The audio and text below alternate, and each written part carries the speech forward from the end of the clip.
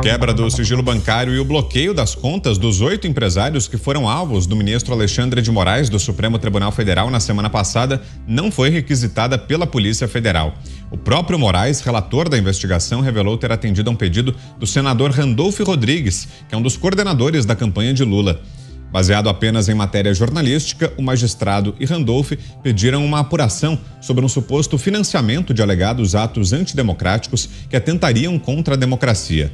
Dos parlamentares e instituições que acionaram o STF contra os empresários, Randolph foi o único a representar pelo bloqueio financeiro.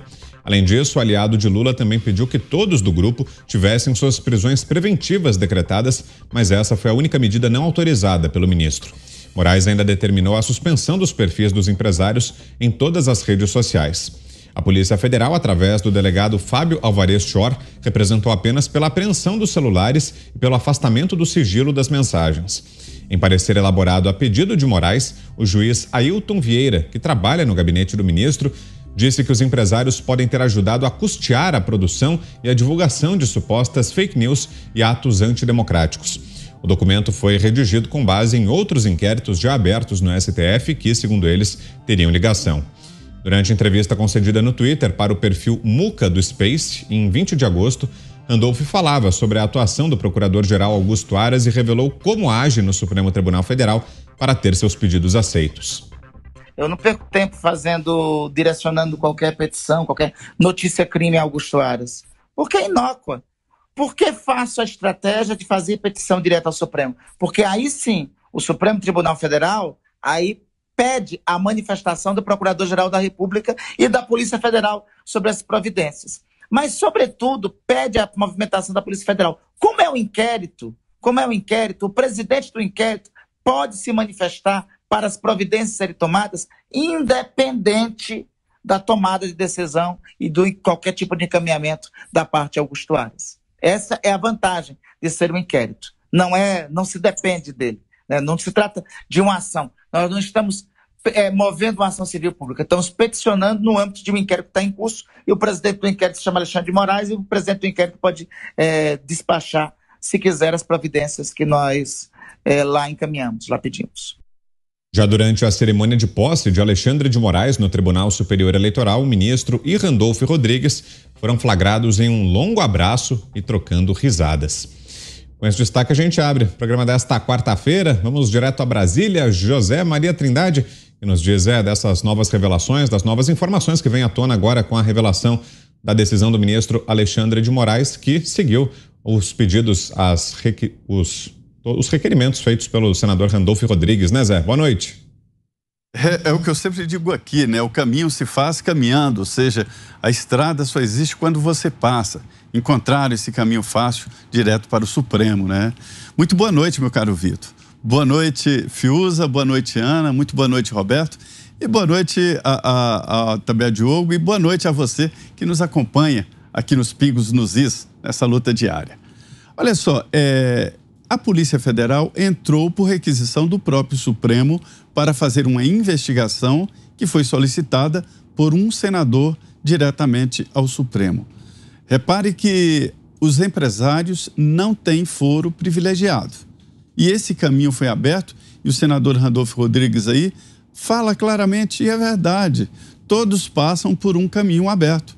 É muito mais fácil ir por esse inquérito ilegal que hoje foi duramente criticado na Câmara dos Deputados, na Comissão de Segurança Pública, em uma sessão presidida pelo deputado Daniel Silveira, né? Todos mostraram ali, até pessoas que são adversárias do presidente Jair Bolsonaro, que trata-se de uma aberração jurídica. E esta aberração jurídica está crescendo como um tumor e absorvendo outras aberrações e outras irregularidades. É claro que a Polícia Federal solicitou para investigar, foi demandada pelo Supremo, porque é a Polícia Federal que investigaria casos assim. Mas não se pode iniciar uma investigação quebrando sigilo e fazendo busca e apreensão. Se fosse assim, o Brasil seria uma loucura. qualquer investigação da polícia já convoca logo, já vai com o pé na porta, leva o celular e tablet e congela a conta bancária, tira das mídias sociais. Imagine que loucura que seria o Brasil, o mundo, se houvesse essa possibilidade de já começar um inquérito, ou seja, uma investigação com esse pé na porta. É evidente que isto não é realidade no Brasil. Esta ação do Supremo contra os empresários, isso aí atravessou o Rubicão, como se diz, né? Não se pode admitir. E a partir desta decisão, é evidente que até ministros do Supremo ficaram ali reticentes e contra. Lembre-se que o ministro Alexandre de Moraes se tornou um líder no Supremo. Entendem os ministros do Supremo que, se for vencido o ministro Alexandre, todo o Supremo será vencido. Então, é esta a condição lá. Mas esta decisão contra os empresários não é porque são empresários, são pessoas que têm residência fixa, atividade, são pessoas conhecidas e não há ali nenhuma formação para juntar armas e uma revolução. Ali são ideias, são opiniões. E essa revelação de que a ideia foi atender Randolfo Rodrigues e que a Polícia Federal entrou requisitada no processo é muito perigosa e de assustar, né? A análise agora é do Diogo Schelp. Boa noite, Schelp. Boa noite, Vitor, Zé Maria, Ana Paula, Fiuza, também Mota. Pois é, né? A gente precisa lembrar como começou essa história. Começou com aquela reportagem que mostrava algumas trocas de mensagens entre empresários e, com base nessa reportagem, segundo o pedido da Polícia Federal ao STF, é que foi concedida, então, esses mandados de busca e apreensão. E bastava, né, ali, naquele caso, apesar de não haver configuração de crime naquelas conversas, porque, como disse o Zé Maria, não há ali indício de um conluio ou de uma tentativa de organizar algo parecido com um golpe ou sugestões para entrar em contato com grupos que pudessem fazer a parte da força, né, num golpe de Estado. Ainda assim, né, considerando já, fazendo essa ressalva prévia, ainda assim, tudo que a Polícia Federal havia pedido era a apreensão dos celulares, provavelmente, então, para obter mais informações, para saber se a conversa se restringia àquilo que havia sido divulgado na reportagem ou se havia algo a mais, algo que pudesse, então, configurar, possivelmente, um tipo de organização, algum tipo de conluio para realmente fazer um golpe, já que esses empresários, por mais que tivessem aí ou tenham poder econômico, obviamente não têm o poder das armas, que é o que é necessário para fazer um golpe. E aí a gente descobre que, além disso tudo, né, além de já ter começado de uma maneira muito fraca, com poucas evidências que justificassem uma operação desse tipo, a gente descobre que aquelas medidas que eram absolutamente desnecessárias para esse estágio de uma investigação, que era, por exemplo, o bloqueio de contas, entre outras questões aí mais graves, né, vieram basadas num pedido de um senador que está acostumado, que já se tornou conhecido por inundar o STF com ações e pedidos. Então, realmente é algo que, do começo ao fim, ou pelo menos ao meio, já que o fim a gente ainda não sabe qual vai ser, foi muito mal enjambrada, né? Então é uma operação realmente bastante questionável. Agora você, Ana Paula Henkel. Boa noite, Ana. Daqui a pouquinho o comentário da Ana. Vamos então com o Roberto Mota, que hoje está com a gente também aqui, completando a bancada de Os Pingos nos Is nesta quarta. Vamos tê-lo aqui com a gente, Mota. Boa noite. Boa noite, Brown. Boa noite, Zé Maria, Ana Paula, Diogo. Boa noite à nossa querida audiência que está nos ouvindo aí por todo o Brasil. Eu vou aproveitar as palavras do grande Zé Maria. O Zé Maria disse que se isso fosse acontecer o tempo inteiro, o Brasil seria uma loucura. Eu acho que a loucura já começou. O que nós vimos é uma coisa muito grave, porque foi uma investigação iniciada por um crime de opinião. é muito grave, porque é uma investigação que começou baseada em uma violação de privacidade, conversas de um grupo privado de WhatsApp. É muito grave porque cria a narrativa de que uma simples troca de opiniões caracteriza tentativa de golpe de Estado. Esse famoso senador teria impedido esse golpe de Estado denunciando um grupo de cidadãos que trocavam opiniões em um grupo de WhatsApp. E mais, pedindo o bloqueio das contas bancárias deles. A gente só pode ficar aqui imaginando como seria esse golpe. Será que os empresários iriam usar figurinhas de WhatsApp para derrubar as instituições? Será que através de meras opiniões em um grupo fechado de Zap, eles iriam desestabilizar as instituições do país? Esse grupo era formado por cidadãos de bem, pessoas responsáveis pela geração de milhares de empregos e pelo pagamento de uma fortuna em impostos. Os impostos que pagam os salários de todos os ministros. Os impostos que pagam o salário e todos os privilégios do senador. O mesmo senador que, através de uma delação de cidadãos inocentes, explicou ao país inteiro a diferença entre democracia e totalitarismo. Agora você, Guilherme Fiuza, já de volta ao Rio de Janeiro, depois do sucesso que foi o lançamento aqui em São Paulo do Passaporte 2030. Tudo bem, Fiuza? Boa noite. Boa noite, Vitor. Foi um grande prazer participar dos Pingos aí no estúdio. Muito obrigado aí pelo apoio de vocês ao lançamento do Passaporte. Boa noite a todos. Bem, nós estamos vendo a justiça brasileira ser esculhambada ao vivo. Quem está calado diante disso é cúmplice, né? Vamos começar demarcando assim. Quem está calado diante da esculhambação ao vivo da justiça brasileira é cúmplice dessa esculhambação, que é uma palavra até boazinha que eu estou usando. Então, nós ficamos sabendo, através do professor Randolph, né, numa aula de direito, de fundo de quintal, que o direito hoje no Brasil se faz pela vontade do Randolph, do Alexandre e de uma materinha fajuta de jornal. Basta isso. Basta isso para você invadir a vida de empreendedores que trabalham, que têm um currículo de serviços prestados no sentido do empreendimento, da geração de empregos, do pagamento de impostos, né? Você pode avacalhar essas pessoas, você pode atentar contra essas empresas e essas pessoas pela vontade do Randolph com o Alexandre, que estavam se abraçando ali efusivamente na posse do Alexandre, né, baseados numa materinha fajuta de jornal a partir de um print de WhatsApp.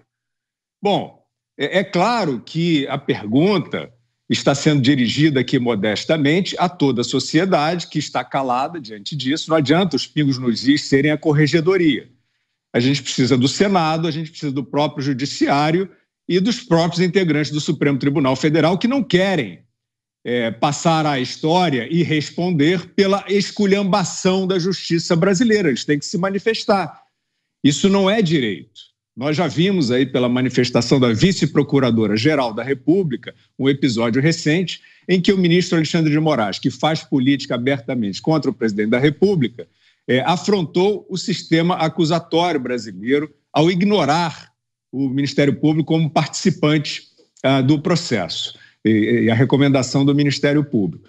Nós vimos aí, portanto, o professor Randolph, né, estrela daquela CPI da vergonha e aí assessor da campanha do Lula, do impoluto Luiz Inácio, como aquele que está dando aula dizendo o seguinte: a acusação, o início de uma diligência desta gravidade não depende do Ministério Público. O professor Randolph está anulando as funções constitucionais do Ministério Público. Ele está dizendo que não precisa. E tem um inquérito, né? De onde vem aquela empáfia do Randolph, né? Vem do carinho que ele recebe do consórcio, né? Principalmente da emissora que fez um editorial, né, disfarçado ali de sabatina, dizendo que o Lula não deve nada à justiça brasileira. Né? Nesse mesmo canal, que é um canal muito importante, né, o país deve muito a ele, e eu espero que ele se regenere, nesse mesmo canal, o Randolph está sempre bem na foto. Por isso que ele tem essa empáfia toda. Ele estará sempre, né, qualquer dessas vontades que ele tem, junto com o Alexandre de Moraes, baseado numa materinha fajuta, ou numa nota de jornal, de WhatsApp, ele terá ali as tinturas de uma grande denúncia, né, de uma grande defesa da democracia. Então, evidentemente, que nós estamos diante de uma dissolução de princípios legais. Nós estamos diante de um vale-tudo. Né? Se o Randolph, que da campanha do Lula, coordenador de campanha do Lula, né, que tem essa incrível afinidade, né, para-institucional com o Supremo Tribunal Federal, diz que basta ele e o Alexandre quererem, foi isso que ele disse, foi exatamente isso que ele disse, né, com uma edulcoração ali da linguagem, dizendo que o inquérito é suficiente para o ministro do STF prescindir do Ministério Público. Conversa fiada. Ele está dizendo, ele está anulando o Ministério Público como um elemento essencial a qualquer processo judicial. Então, eles estão na cara de todo mundo, na cara de todos vocês que estão caladinhos diante disso, fazendo um direito particular, às vésperas de uma eleição. O que mais pode vir por aí? O restante dos empresários não estão preocupados com esse estado de coisas? Vocês acham que vai ficar só nesses 8? Né? Onde é que está o repúdio? Onde é que estão as associações de classe empresarial? E também os senadores, evidentemente, que estão dando um vexame. Nós vimos um ou outro ali insistindo com o Rodrigo Pacheco para que convidasse o Alexandre, não sei o quê. Aí vem esse estado de coisas e o Senado está calado. Senhores senadores, o Rodrigo Pacheco a gente não vai nem falar, né? Porque a afinidade dele com o Supremo é uma coisa encantadora. Os senhores senadores todos, né? Que juízo os senhores acham que a população brasileira está fazendo dos senhores diante desta avacalhação da justiça brasileira e do silêncio dos senhores? É isso aí. A população está no limite, está revoltada, né, com esse escárnio, né, que está sofrendo sobre as instituições dos Randolphs e companhia, e é claro que ela vai cobrar isso. Ela vai cobrar isso. Não fiquem achando que aí o consórcio, a proteção, uma manchetinha, uma conversa fiada de âncora de telejornal vai ser a nova legalidade. Não vai ser, não. Não vai ser nunca, e a população há de cobrar isso. Agora sim, Ana Paula Henkel. Boa noite, Ana. Boa noite, Vitor. Boa noite a todos os colegas de bancada. Boa noite à nossa audiência maravilhosa. O que o senador Girão traz é exatamente o que nós estamos vivendo, né? Um estado policialesco, aqueles que não podem questionar, nós não podemos questionar, jornalistas não podem questionar, médicos não podem questionar, cidadãos não podem questionar a lisura do nosso sistema eleitoral, alguns processos aí de transparência, a melhoria do nosso sistema eleitoral. E esse estado policialesco, essa ditadura do judiciário / velha imprensa / oposição, ela já está instalada no Brasil, né? E a minha grande preocupação, Vitor, é que se Lula vencer essa eleição, essas eleições agora em outubro, ele vai tentar reescrever toda a história, ele vai tentar enterrar a corrupção, a lavagem de dinheiro, os vários tentáculos de vários ministérios e de vários esquemas dentro das administrações petistas, né, que quase colocaram o Brasil aí num rumo sem volta. E o sistema acusatório, como vocês estavam falando, o sistema acusatório está totalmente comprometido. E para trazer um paralelo que eu sempre faço questão de trazer aqui, nos pingos nos is, que é com os Estados Unidos, é porque as ferramentas são muito parecidas, Vitor. Nos Estados Unidos existe exatamente esse caminho da imprensa ativista alimentar a oposição política dentro do Congresso americano, e essa oposição política alimentada por uma matéria falaciosa, plantada de maneira vil e desonesta na imprensa, alimenta um judiciário ativista. É o mesmo caminho, as mesmas ferramentas sendo usadas, e é isso que nós temos visto aqui. Agora, um dos coordenadores aí da campanha do ex-presidente e ex-presidiário alimentando o judiciário e Alexandre de Moraes simplesmente atendendo esse pedido, né? Eu confesso que eu não ouvi o comentário de todos, estava com um probleminha técnico aqui, e então me perdoem se eu repetir algum comentário, mas a questão e as perguntas que nós temos que continuar perguntando todos os dias é: onde está o Ministério Público? Não vai se pronunciar? O Ministério Público foi praticamente excluído do sistema acusatório. A OAB, onde está a OAB? Nós demos a notícia essa semana do deputado Daniel Silveira, da sua esposa, que é também advogada no processo dele, teve suas contas congeladas. A OAB não vai se pronunciar de maneira mais enfática. Os senadores, Rodrigo Pacheco, então, nós temos que trazer o nome dele aqui o tempo todo, não tem jeito.